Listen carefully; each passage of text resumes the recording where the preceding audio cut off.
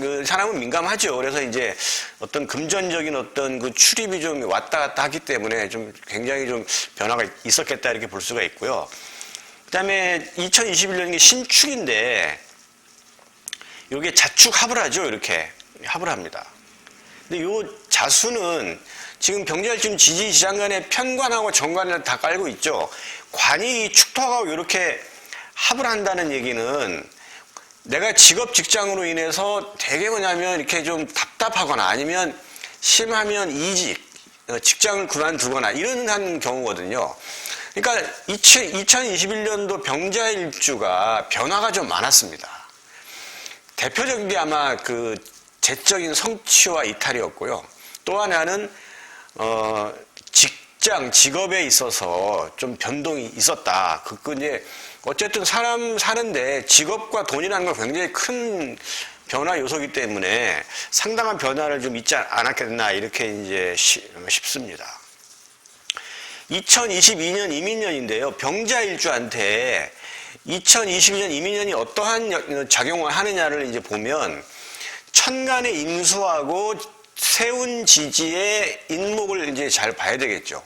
세운, 천간, 임수는 병화한테 관성이죠. 직업, 직장을 의미하는 관성입니다. 그것도 이제 편관이죠. 편관인데 이게 이제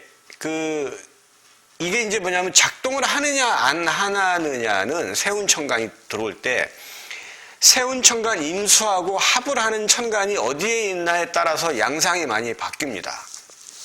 그게 이제 천간에 있을 수도 있고 이제 지지의 지장간에 이제 있을 수도 있겠죠. 보시게 되면 지금 2022년이 임인인데 요 임하고 합을 하는 천간은 이 정화죠.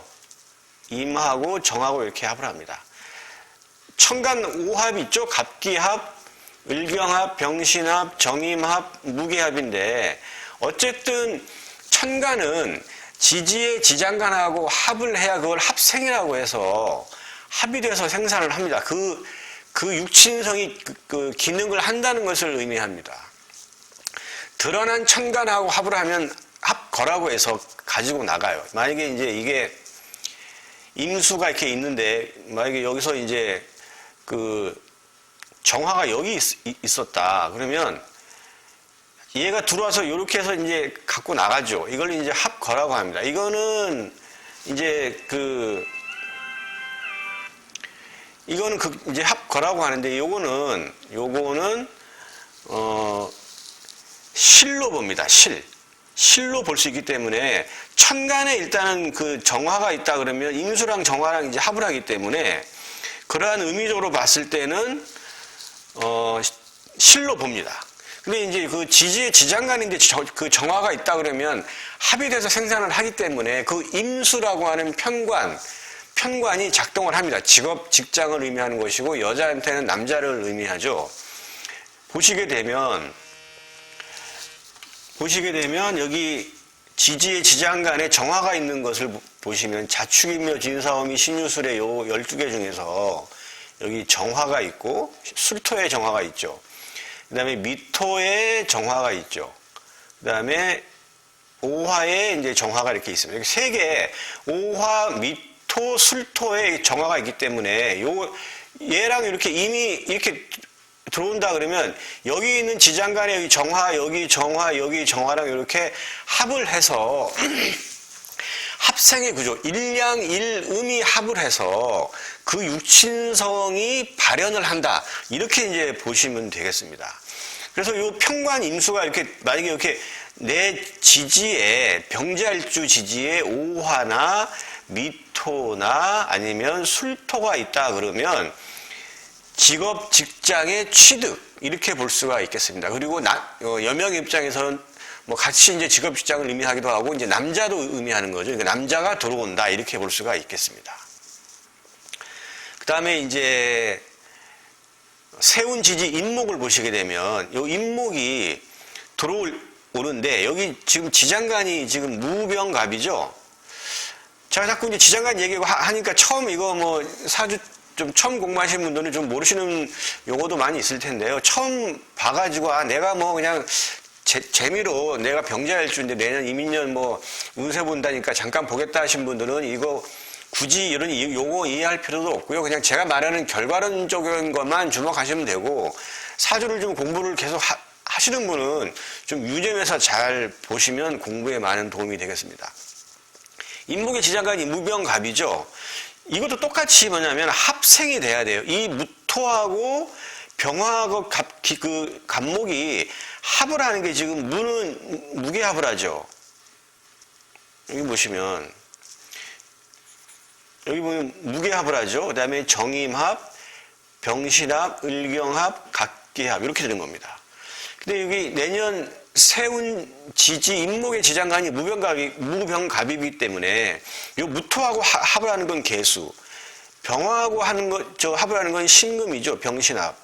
갑목하고 합을 하는 기토죠. 갑기합을 하잖아요. 그러니까 요 개신기가 요 천간에 요렇게 그대로 있으면 이거는 득이에요. 득. 이 관이 움직이고 재를 취한다 이렇게 볼 수가 있어요. 상관은 이제 뭐 새로운 진로를 연다 이렇게 이제 볼 수가 있는데, 단지 이게 득인데 이게 뭐냐면 실이 되는 경우가 있어요. 그거는 뭐냐면 지금 아까 천간하고 합을 하는 그걸 봤잖아요. 합을 하는 지장간이 있을 경우에 그걸 작동한다고 봤는데, 요 인목 같은 경우에는 만약에 이제 움직인다 그러면 지지는 형하고 충이죠. 인신사 인신사 많이 들어보셨을 거예요. 그럼 인신하고 신하고 사인데 요 신은 충도 되고 형도 됩니다. 그러니까 사하고 신이 오는 경우에는 양상이 틀려요. 여기 지금 사하고 예를 들어서 뭐 신이 왔다 그러면 요 사의 지장간이 무, 그 다음에 병이죠. 신금의 지장간은 무, 임경입니다. 그래서 이게 다 지금 양의 천간으로 되어 있죠. 양의 지장간이죠. 인목도 다 양의 지장간입니다. 그러니까 이 전부 다 양이기 때문에 이 양의 지장간하고 합을 하는 건 음의 천간이 되겠죠.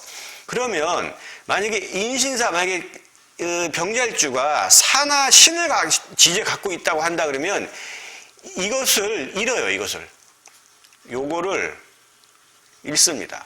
합이 돼서 나가기 때문에 합거가 되기 때문에 이거는 이제 실을 의미합니다. 그러니까 제 지금 강의를 잘 들으셔야 돼요. 이게 약간의 좀 헷갈릴 수가 있는데, 다시 한번 제가 얘기를 하면, 자, 이는 지지의 이는 형하고 충일 때 움직입니다. 동한다고 합니다. 하는데 하는 게 뭐냐면 충하고 형이죠. 근데 충형 되는 게 사하고 신인데 이건 다 지지의 지장간이 양이기 때문에 병자일주 천간에 음이 이렇게 되어 있다 그러면 여기에 대한 육친성은 나가는 거예요. 그러니까 잃는다 이렇게 이제 볼 수가 있어요. 그런데 병자일주 사주에 사하고 신이 없어요. 그러면 이것을 얻는 거예요. 이거를 음의 천간을 갖다 얻어요. 이게 있다고 한다면 얻는 거고, 만약에 사나 신은 다 지지의 지장간이 양이잖아요. 그러면 요게 이렇게 와가지고 인신충을 하든지 인신사형을 해가지고 이게 다 지장간이 열렸는데 만약에 내가 다 양의 천간으로 구성되어 있다. 이건 득이에요. 득. 그러니까 병자일주에 사신이 지지에 있다 그러면 양의 천간으로 구성되어 있다 그러면 득. 음의 천간으로 구성되어 있다 하면은 이거는 실입니다. 그런데 지지에 사하고 신이 없다고 하는 경우에는 요 음의 천간은 득이 될 수가 있어요. 약간 좀 헷갈릴 수 있는데 좀 제 말을 자세히 들어보시면 이해가 갈 겁니다. 그렇게 이제 예측을 할 수가 있겠고요. 어쨌든 병자일주가 어떤 사람이냐? 병자일주는 지지의 지장간에 정관과 편관이라고 하는 관성을 녹지하고 왕지에 갖고 있는 사람입니다. 생각이 좀 반듯하고 그다음에 특별하게 좀 오바되는 행동 안 하고 자기 통제력이 좀 우수한 게 병자일주입니다. 그리고 여기 병은 화죠. 태양이죠. 자는 이제 수인데 이게 수하고 화하고 이렇게 같이 있다고 한다는 얘기는 이게 서로 극하는 거잖아요. 생각의 변화가 좀 많고 오늘 생각이 틀리고 내일 생각이 틀립니다. 약간의 어떤 변덕스러운 그런 생각이 있고 생각의 어떤 변화가 좀 다양해요. 그리고 자존심도 강하고 그리고 이제 지금 여기는 태지에 있죠. 태는 요 태라고 하는 얘기는 이제 어머니 뱃속을 의미하는 건데 잉태를 해서 좀 고요한 거죠. 근데 이 병화는 좀 굉장히 좀 불같이 쫙 나가는 거잖아요. 그렇다 보니까 이 병자일주가 굉장히 겉으로 보기에는 명랑하고 밝은 성격이지만 내면에는 굉장히 좀 깊은 의미가 있는 생각이 좀 깊고 그리고 좀 약간 소극적 면도 있어요. 그러니까 약간 좀 이중적인 성격이 좀 강해요. 겉으로 볼 때는 굉장히 적극적이고 명랑하고 밝게 보이지만 내면에는 좀 남들에게 얘기하지 못하는 어떤 그런 좀 추억이랄까 아니면 말 못할 어떤 그런 것도 있고 좀 마음속에 어떤 숨겨놓은 어떤 그런 비밀스러운 것도 있고 그렇습니다. 이 병자일주가 겉과 속이 좀 틀려요. 그래서 좀 판단하기가 좀 쉽지가 않죠. 병자일주 지지지장간의 정편관을 노광지에 깔고 있다는 얘기는 직장생활 잘합니다. 조직생활을 잘 맞아요. 전형적인 어떤 직장인 사주가 굉장히 많고요. 그다음에 무토랄지 이렇게 이제 상관이 좀 식신상관이 발달해 있으면 말도 굉장히 잘하는 게 이제 병자일주 사주입니다. 그리고 병자일주 외모 굉장히 멋있어요. 남자 굉장히 좀 남자답고 그리고 여자 굉장히 여자답고 좀 곱게 생겼습니다. 병자일주가 한미모합니다. 예. 그러한 병자일주가 내년 이민년인데 2021년도 신축년과 마찬가지로 이게 또 직업으로 인한 여러 가지 어떤 그 들고 나옴이 있어서 병자일주가 내년에는 전체적으로 본다 그러면 직업의 어떤 변동, 직장의 어떤 이직, 이게 좀 굉장히 많을 것이다. 이렇게 좀 예측을 할 수가 있어요. 그래서 내년 이민년의 병자일주는 다른 건 몰라도 일단은 직업, 직장의 어떤 변화를 충분히 예측할 수 있기 때문에 이러한 예측을 잘 활용하셔가지고 이제 삶에 많은 이제 그 도움이 됐으면 좋겠습니다. 이 1년을 예측을 한다는 게 굉장히 좀 쉽지가 않아요. 왜냐하면 형충회합이라고 하는 그런 사주 분석에 이런 도구들이 이제 쓰이는데 형충회합이 공부하기가 만만치가 않습니다. 사주 원국은 이건 이제 안에서 정해져 있기 때문에 평생 운을 보는 거죠. 그러니까 약간 좀 두리뭉실해요. 근데 이 세운은 아주 세밀해야 됩니다. 내년에 내가 돈을 벌까? 내년에 내가 직장 옮기냐?